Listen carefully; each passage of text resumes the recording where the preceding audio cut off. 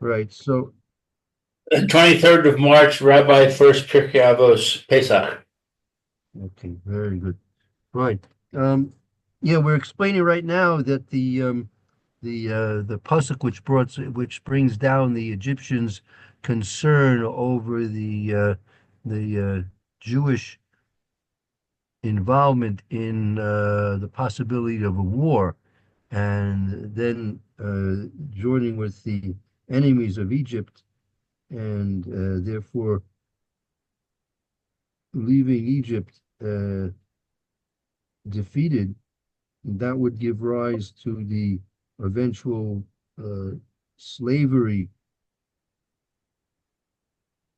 program that was developed to subjugate the Jewish people because of this actual fear. This actual fear that was an actual real fear that if a war would break out, the Klal Yisrael, and they were growing stronger and stronger, as the pasuk says previous to this, the Jewish presence was becoming greater and greater and stronger and stronger.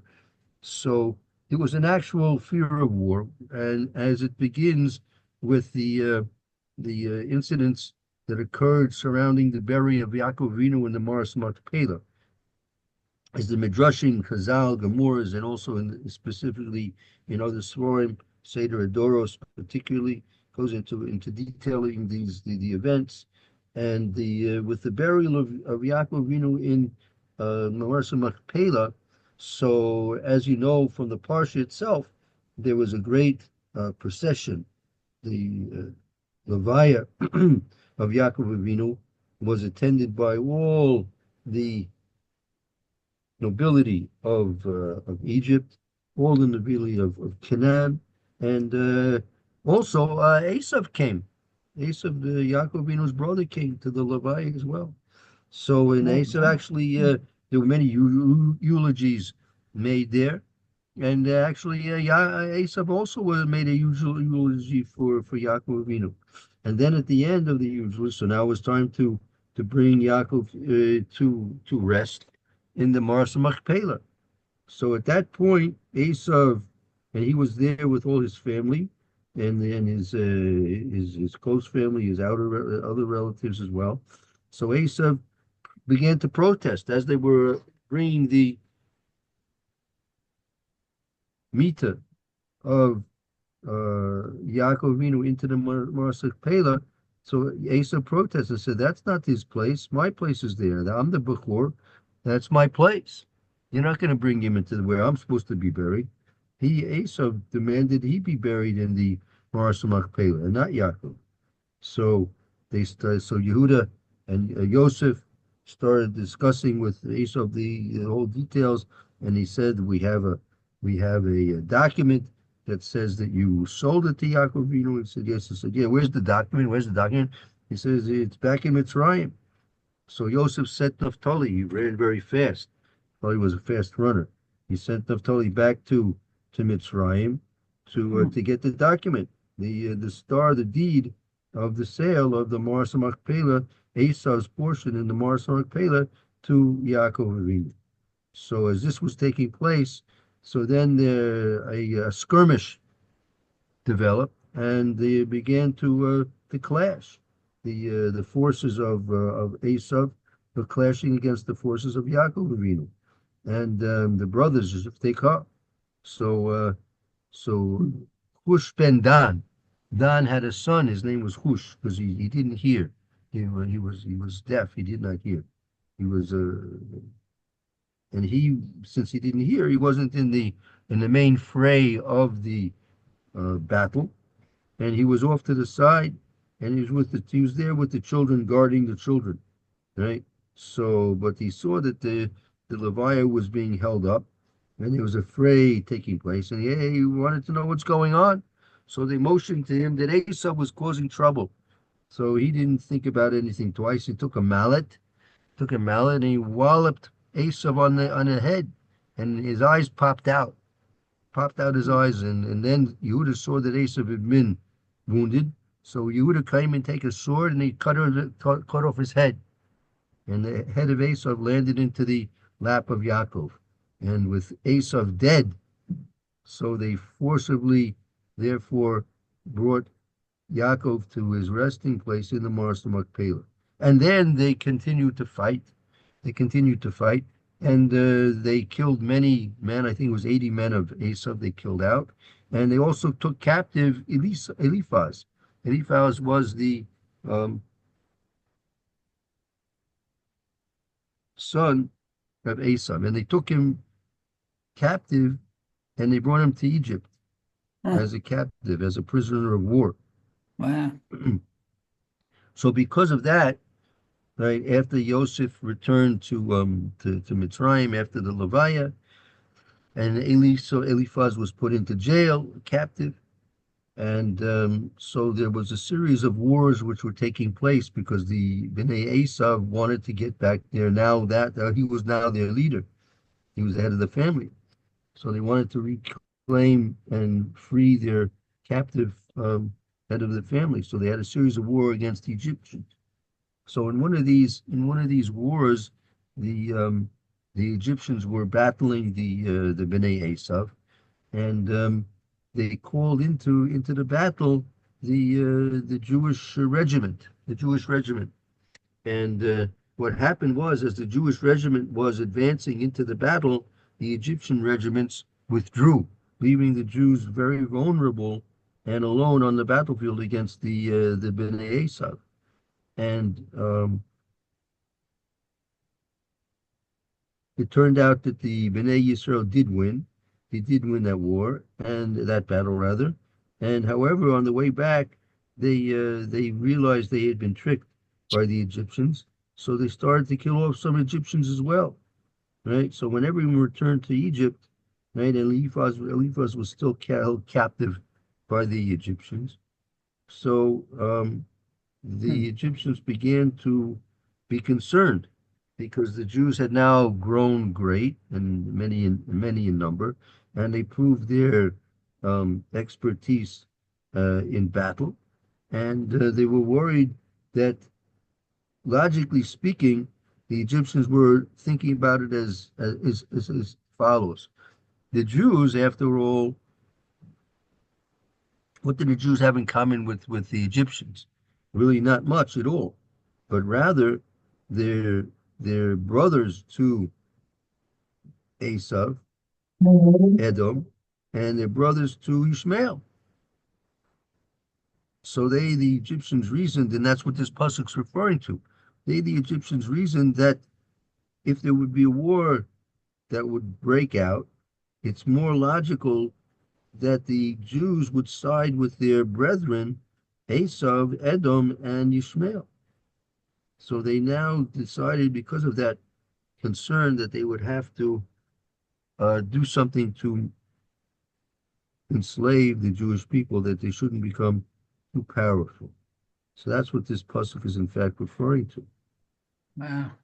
So it wasn't really a false claim, a false concern.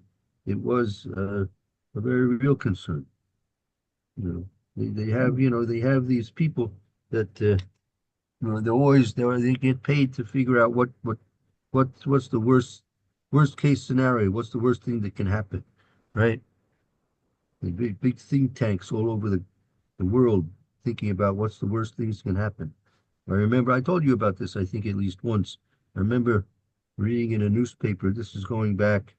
I'll tell you, it was going back at least maybe 45, maybe even close, even to close 50 years ago. That this is, I think, during the Vietnamese War. Crazy war it was. Anyway, that's another thing. They had the crazy war. Why? Because they had some guy with a PhD somewhere thought about the domino theory, right? Some domino theory that, if Vietnam falls, then Cambodia will fall, then Cambodia will fall, then Borneo will fall, then Borneo will fall, then Australia will fall, right? Right. All kind of, you know. So the Americans had to send 50,000 or so people to die in Vietnam and all the other stuff there for some crazy domino theory, right? So the and it was a white letter report from the Pentagon, with the Pentagon, that they were concerned about China. This is like we're talking about the 1960s. They were concerned about China. What was their concern about China? They were concerned that if the Chinese would command all their people, that how many? What are how many people in China there now? I forgot. Oh, Billion people. I don't know, whatever it yeah, might be. certainly at least a billion people. Yeah. So they said the Defense Department put out a white paper report that they have to take measures to stop the following attack. That they said that if the Chinese commanded all their people, their billion plus people, to stand on milk crates. Got this right? They can stand. They can command all their people to take a milk crate, to stand on a milk crate, and at one particular point in time to jump. Right? The weight of those billion plus people falling on the earth at the same moment in time would create seismic waves throughout the world and could destroy cities in America. Wow. That's a that's a real Pentagon report.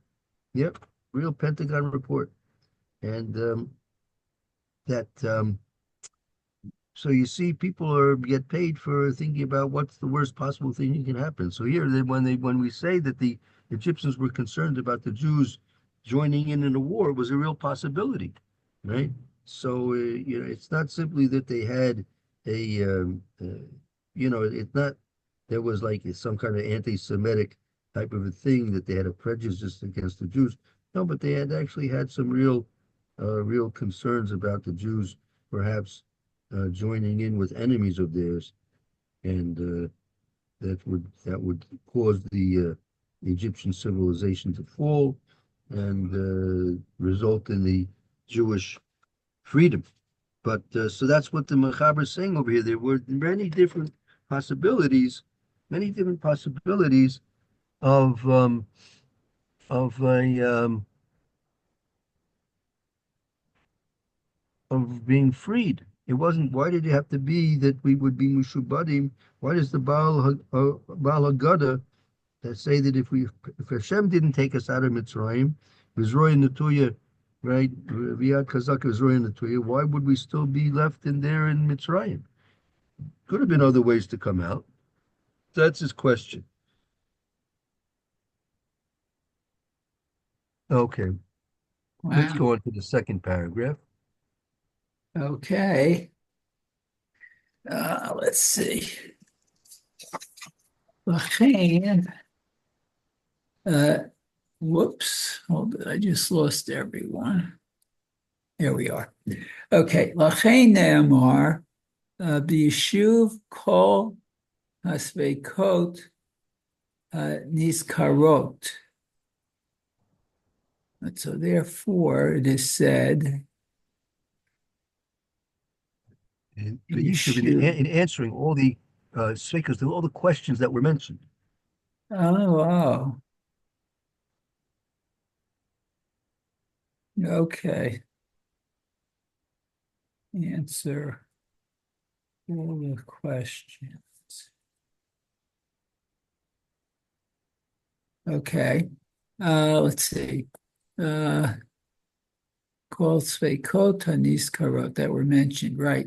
Sha'achar She'amar Hamagid Ha Shinuyim V'amar Inyan Hasiv Ba Ha Miyuchedet no Ha Huyevet L'chol. Okay, so that after the Maggid said, Hashinuyim. I think the Hashinuyim is referring to the Manishtanas, Ma'amishtana, why are all these things different? Why are all these things different? Oh.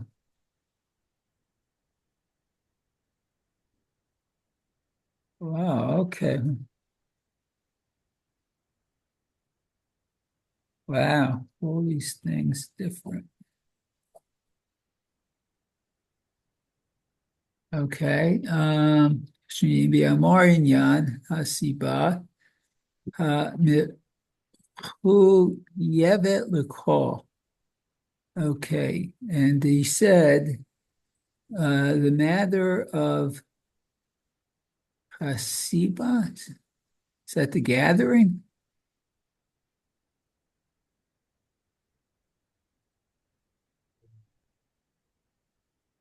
Mechuyevet. See, but right. In Omer Inyan Hasiba Mucheves Lekol. He's going to bring a cause which obligates everything, which will be required for everything. Wow.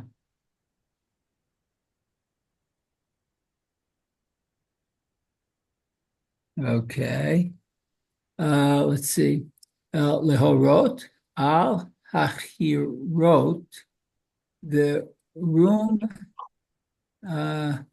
ha-levav ha-mechuchelet. Lehorot is to That Muchev is like something which is absolute. ah, Laros al Acherus Veroim Halavav Hamuchlat, which is to indicate, Laros is to indicate or to show oh, a which is a proud and absolute, a proud Roma Lavev, a proud and Mukhlat, absolute freedom. There had to be the reason for all of this is there had to be a cherus, a freedom which is giving us pride and also which is an absolute freedom. uh-huh. Wow. And actually, only a small percentage of the Jews, I guess, had that in mind. Since I think something like 80% remained there. Right, correct. That's right.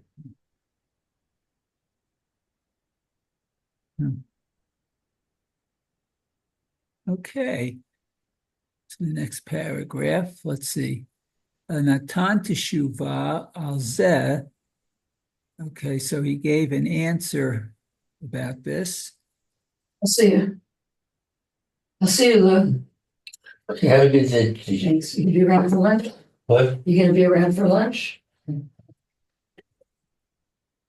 he Okay, wants so to he give gave a tshuva an to this. answer An answer about to this will be the Amar she'ein zeh marom levav.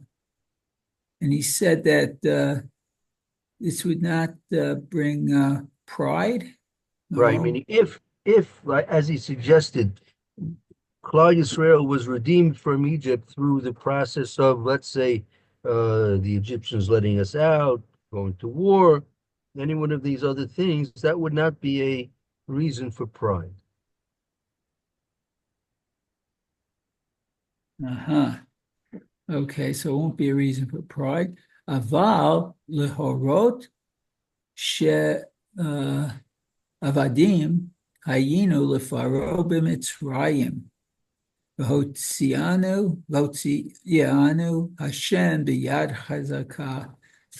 Okay, but to show that the slaves, I guess that were under Pharaoh in Egypt, and Hashem would bring them out with a strong hand.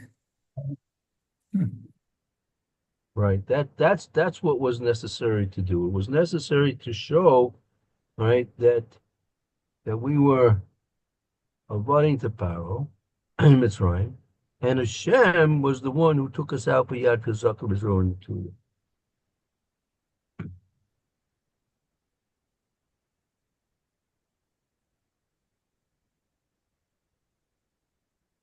Okay.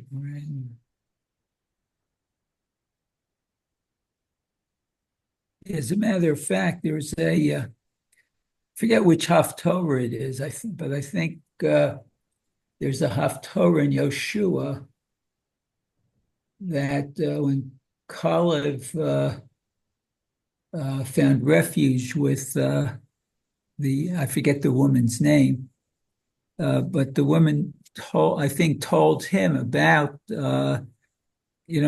were all in awe of what God had done, to split the sea and to rescue the Jews from the Egyptians.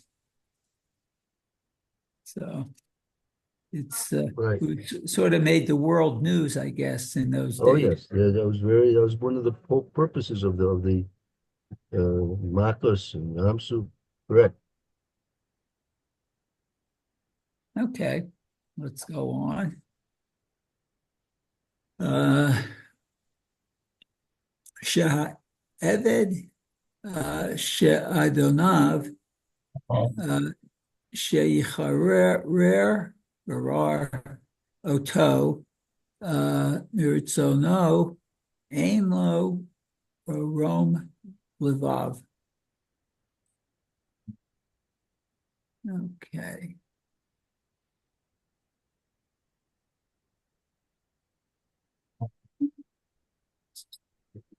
So, with the servant.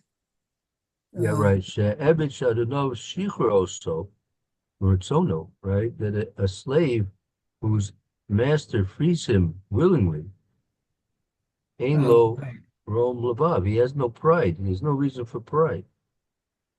Oh, wow.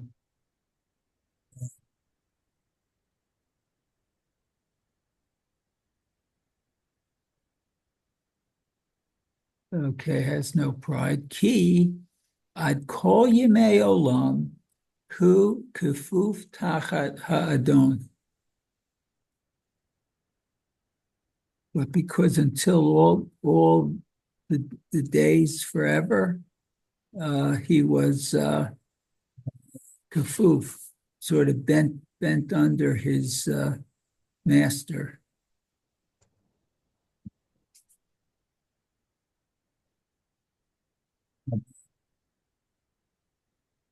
Okay.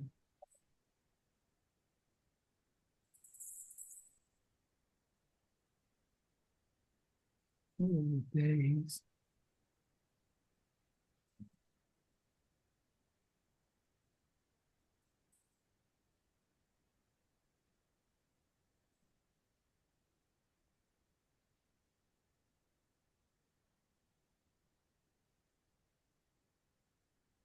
It's like the blessings in the morning. Birchot HaShachar is okay kafufim. In what way? Well, that Hashem straightens out those who are bent over. Well, Yeah, this slave was. It says Yimei Olam, forever, is bent, literally bent under his master. So, I presume meaning he'll never get his freedom.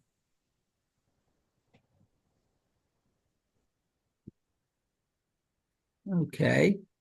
V'od sheha'eved shehaya eved. No, avad. I'm sorry. Shehaya avad v'nishtachrer rotzeh lefarsein hashichorer. Okay, so and still the slave was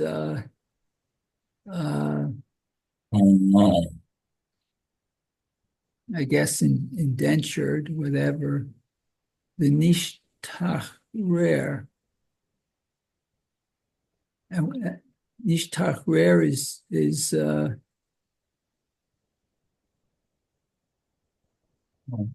and free. Nishtachrer rotzeh lefarsein hashichorer.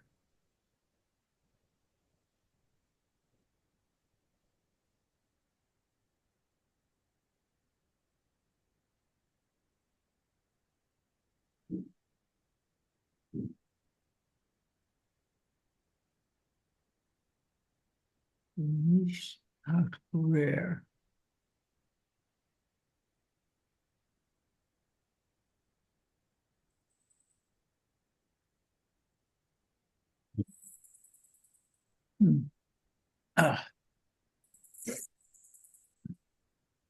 Not sure what that word means. What's the word? What's the word, bro? So it says Shehaya Aved, and then it goes Vinishtachrer Rotzel Farsein. Right. That you when you have furthermore that you have an Eved which is freed, he wants that she should force him to publicize his freedom. Oh. Oh.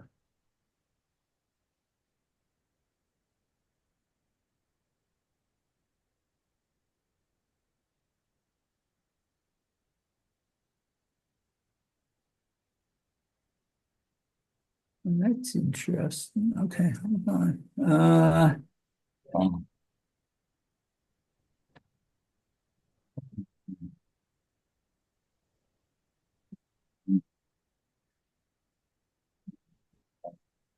So just before we said that the slave whose master frees him willingly has no pride. I guess that's no, I would think that's a little bit in conflict with this next statement that he wants to publicize his freedom. Well, no, he's interested. The slave that's freed wants to give himself a reputation, and he's now a free man. But he takes no pride in it. If he has been released to his freedom through his master's decision to free him, that's not a reason for pride. He's done nothing to earn that freedom. He's done nothing to become fit to that level. Right. He's simply been, so to speak, removed. Oh, okay. Okay. Okay, good. V'yaseh choma she'afshar lo lahorot al hashichror mechulat. Okay,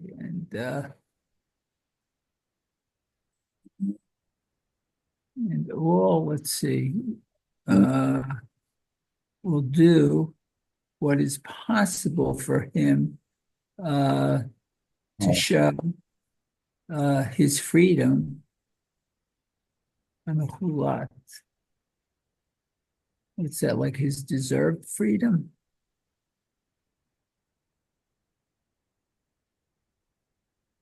Nechulat.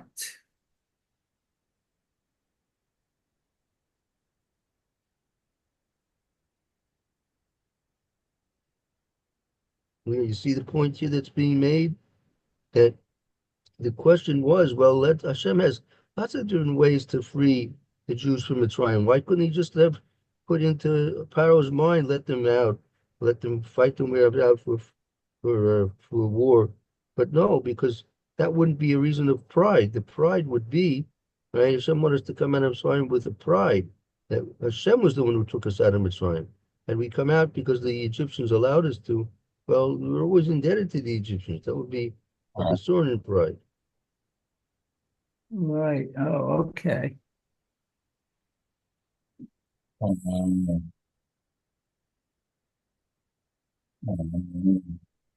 Okay.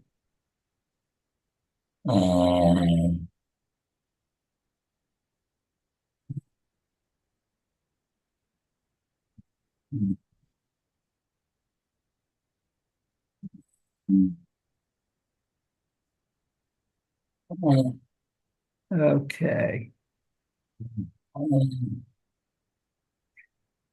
Okay, next paragraph. The ilu lo hotzianu. And if he wouldn't have brought us out, Okay.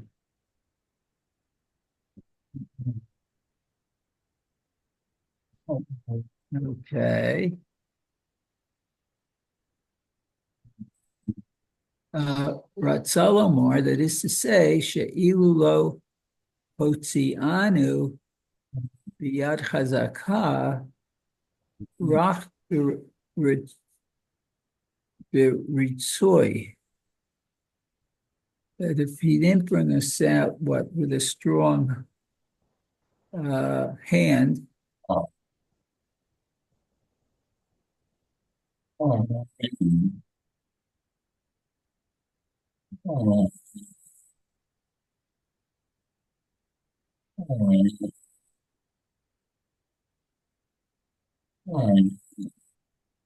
okay, let's see. You, if he didn't bring us out with a strong hand, Hayu, Binenu, Ubene, Binenu, Mishubadim Lefaro b'Mitzrayim. Oh. So our sons and our sons of our sons would still be slaves under Pharaoh in Mitzrayim. Wow.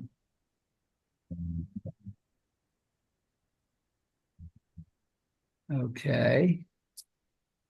So we'd still be slaves in Egypt. Wow. Right. That would not be a full, complete freedom. We'd still be indebted to Pharaoh because he let us free on his own before. Oh. Aha.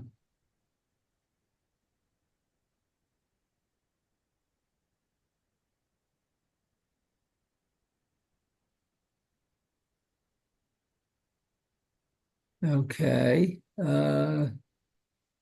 She'ein safek sheha'eved mishucharer she'adonav she'yacharuru.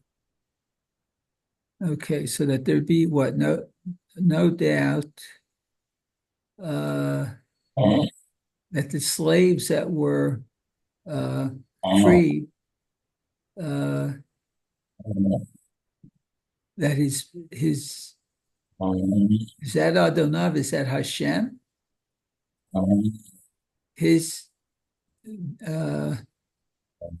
God would free them, or his master would free them.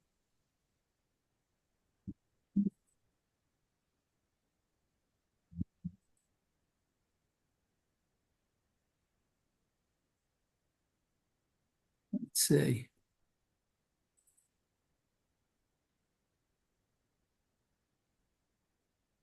So what's your understanding of this? Oh, I just lost my place. One second. I'm doing him.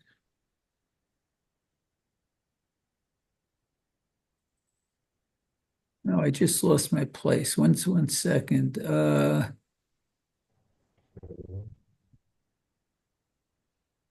Oh, here we are. Okay, I'm sorry. Here we are. Okay, our sons, we bring them out with our sons and the sons of our sons, Mishubadim, that were slaves to Pharaoh and Mitzrayim. She'ain, so there'd be no doubt. Sha'eved HaMishochrer, okay, that the slaves would be freed.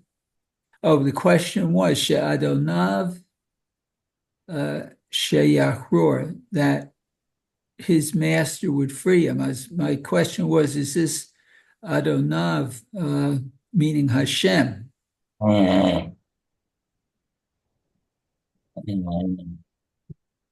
Because who else would be their master? Right. It has to be. We have to be taken out in a way that it would be absolutely clear that HaKadosh Baruch Hu is our one and absolute master, that we are indebted only and absolutely to HaKadosh Baruch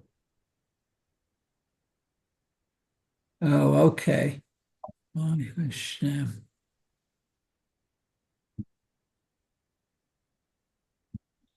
Very good. Okay. Leolam ha'eved hahu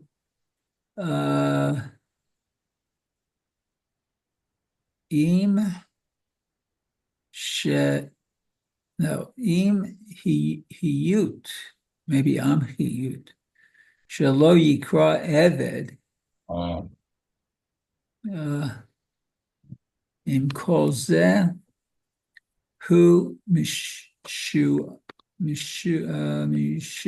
bad ladonav v'chein banav u'bnei banav ad olam. Okay, so let's see. Ha'eved liolam, forever the slaves with hiyut, with hiyut is in freedom, isn't it? That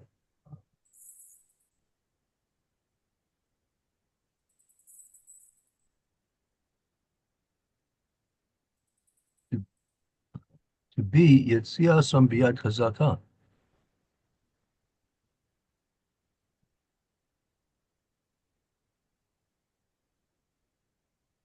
Okay, so forever the slaves would be with chiyut shelo yikra eved, that would not be called a slave or a servant. Im kol zeh, with all this, who mishubat. Oh, okay, he would be a servant to Hashem. Oh, okay. V'chein Well, actually, bana. yeah. I mean, if it had been Shein suffix She'eved Shishchur Lano L'Shichuru, that there's no doubt that if Eved, that his master was the one who freed him, Lola Eved Ahu, that Eved would U'im Hu Yos Shalom Yikra Eved. Nevertheless, even though he's not called an Eved, but still, Im calls that still, Umishubid Ladonam, he'd still remain beholden to his master who had freed him. And even though the master had freed him, he'd still be beholden to the master who freed him. Okay. Okay, master. Freedom. Very nice. Okay. Okay, V'chein banav, and so his sons, and b'nei banav, his grandsons, forever. Huh. Very nice.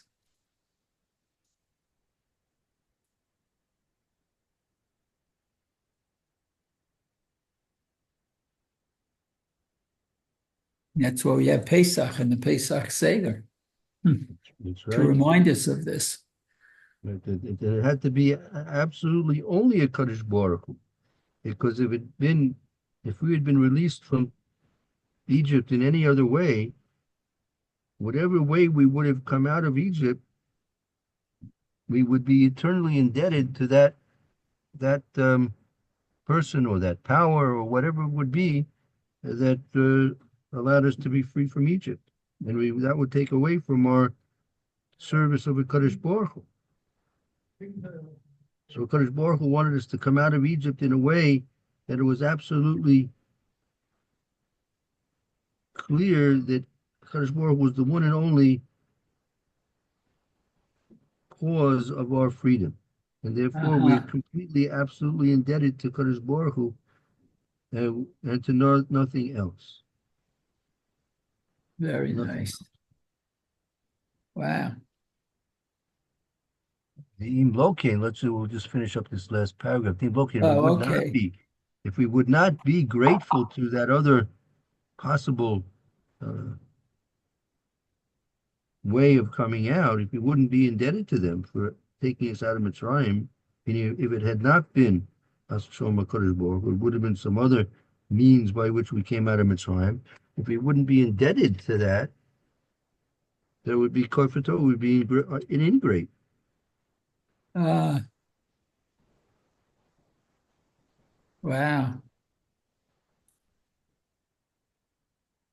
Can't be an ingrate.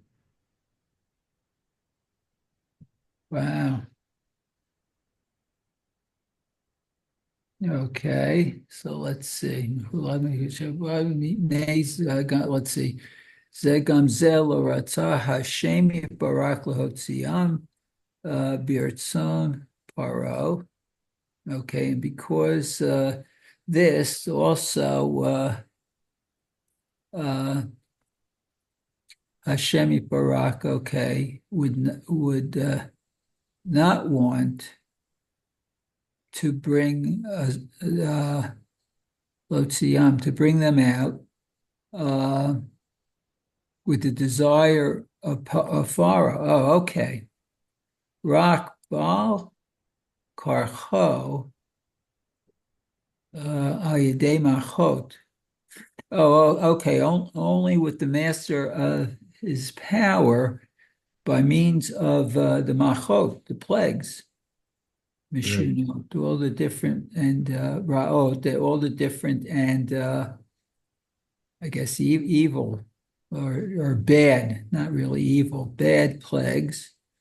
B'ofen shelo nisharu mishubadim lo klal, and in a way that they would not remain slaves to him at all.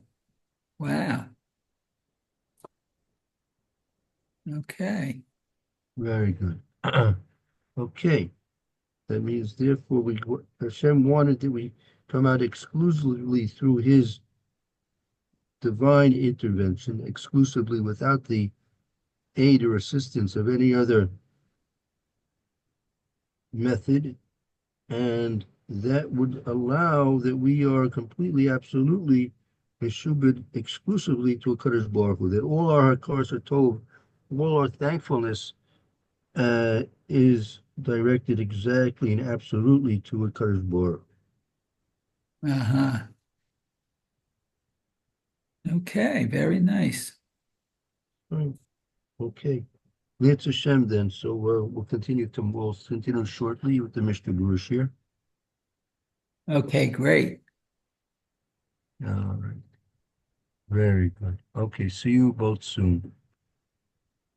Thank you, Mayor. Very good. Thank you for the reading. It was excellent. Thank you. It's very interesting. Very nice. Very good. Okay, good. Shkaya.